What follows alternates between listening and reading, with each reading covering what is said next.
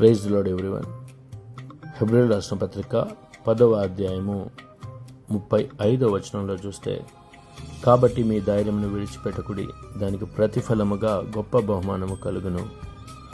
మరి దేవుడు అనేకమైన విషయాల్లో విశ్వాసని బలపరుస్తున్న మాటల్లో ఇదొక ఉన్నతమైన శ్రేష్టమైన మాట అని నేను భావిస్తున్నాను. ఎందుకంటే కాబట్టి మీ ధైర్యమును విడిచిపెట్టకుడి.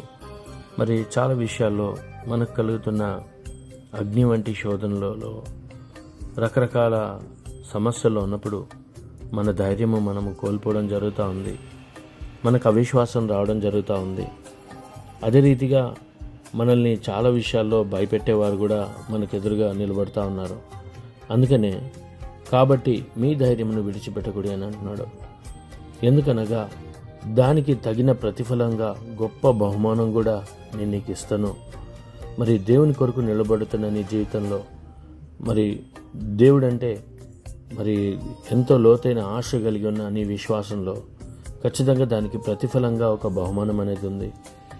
దేవుడే ఆధారం చేసుకుని బ్రతుకుతున్న నీ జీవితంలో దేవుడు ఖచ్చితమైన కార్యాలు చేయడానికి తాను కూడా ఎంతగానో ఇష్టపడుతూ మరి ప్రవక్తల ద్వారా కానీ శిష్యుల ద్వారా కానీ చాలా విషయాల్లో మరి మీకు దానికి ప్రతిఫలముగా ఒక గొప్ప బహుమానం ఉందని చెప్పడం జరుగుతూ ఉంది. మరి కష్టపడుతున్న ప్రతి క్షణం నువ్వు ఒక మాట అనుకోవాలి, నీలో పెరికితనం గల ఆత్మ ఏమాత్రము లేదు. దేవుడు ప్రేమ ఇంద్రియనిగ్రహములు గల ఆత్మని నీకు ఇచ్చి ఉన్నాడని నువ్వు తెలుసుకుంటే శక్తిమంతుడైన యేసుప్రభు వారు నీలో ఉండి నీలో నుంచే శక్తి లోపం లేకుండా చేసి మాట్లాడమని చెప్తున్న మాటల్ని నువ్వు ధైర్యంగా మాట్లాడితే, నువ్వు ధైర్యంగా ప్రార్థిస్తూ విశ్వాసం చేత ప్రార్థిస్తూ విశ్వాసం చేత వాక్యం వింటూ దాన్ని అవలంబిస్తే, దాన్ని పలికితే నువ్వు దాని ప్రతిఫలాన్ని నువ్వు చూడడానికి సిద్ధపడుతూ ఉంటావు. నీ బహుమానము అత్యధికంగా అవుతుంది అని కూడా చెప్పడం జరిగింది.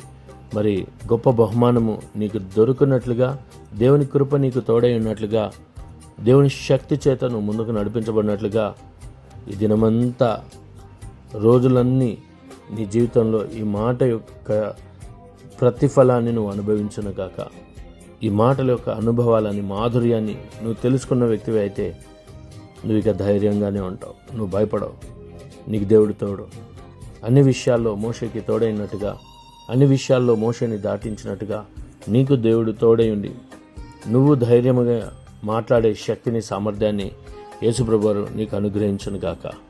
దేవుడి వాక్యముని ఎడల, నా ఎడల, సంఘమంతటి ఎడల, వింటున్న వారి ఎడల, ప్రతి ఒక్కరి ఎడల దేవుడు ఖచ్చితమైన కార్యాలు చేస్తాడని నేను నమ్ముతున్నాను. ఖచ్చితంగా దేవుడు నిన్ను ఆశీర్వదించును గాక. నజరుడైన యేసయ్య, ఇదిగో వింటున్న వారి పట్ల ఇదిగో మరి ప్రభువా, వారి ధైర్యాన్ని కోల్పోయి అనేకమైన శ్రమల్లో, శోధనలో, ఇబ్బందుల్లో ఉన్నప్పుడు అయ్యా ఇదిగో ఈరోజు ఇదిగో హెబ్రీయులకు రాసిన పత్రికల్లో మీరు మాట్లాడిన మాట, ధైర్యమును విడిచిపెట్టకూడని, ఇదిగో వారి ధైర్యాన్ని విడిచిపెట్టక ఇదిగో అవును శక్తి లోపం లేకుండా ఇదిగో మళ్ళీ తిరిగి ప్రార్థిస్తున్నప్పుడు అయ్యా దానికి ప్రతిఫలముగా ఒక మంచి బహుమానాన్ని దయచేయమని ప్రార్థన చేస్తున్నాం. ఓ మంచి బహుమానాన్ని సిద్ధపరచండి, ఓ మంచి అద్భుతాన్ని సిద్ధపరచండి, ఓ ఆశ్చర్య కార్యాన్ని జరిగించండి. ప్రభా, ఎంతో ఆశతో ఎదురు చూస్తున్న వారి జీవితాల్లో ఇదిగో మరి ప్రభా, ఇదిగో నీవే నా ధైర్యమని, నీవే నా ఆదరణని ఇదిగో నీ వైపు తిరుగుతుండగా, వారి చేతులెత్తగా, వారి విశ్వాసము ప్రకటిస్తుండగా ఇదిగో వారు ఖచ్చితమైన బహుమానానికి సిద్ధపరచబడినట్లుగా, వారి విశ్వాసాన్ని దాటిస్తూ ముందుకు నడిపించబడినట్లుగా, అద్భుతాలతో, ఆశ్చర్యాలతో, సాక్ష్యాలతో అయ్యా నిన్ను మహిమపరుస్తూ, నిన్ను ఘనపరుస్తూ అనేకుల ఎదుట నిలబెట్టమని. అవును తండ్రి, నీకు విరుద్ధంగా ఏ ఆయుధము వర్ధిల్లదని, నీకు విరుద్ధముగా రూపింపబడిన ఏ ఆయుధము వర్ధిల్లదని మీరు సెలవిచ్చినట్లుగా ఇదిగో వారి మీద ఏ ఆయుధము వర్ధిల్లక ధైర్యముతో ముందుకు నడుచున్నట్లుగా గొప్ప కృపను అనుగ్రహింపజేయమని యేసుక్రీస్తు నామములో ప్రార్థన చేస్తూ అడిగి వేడుకుంటున్నాము తండ్రి. ఆమేన్.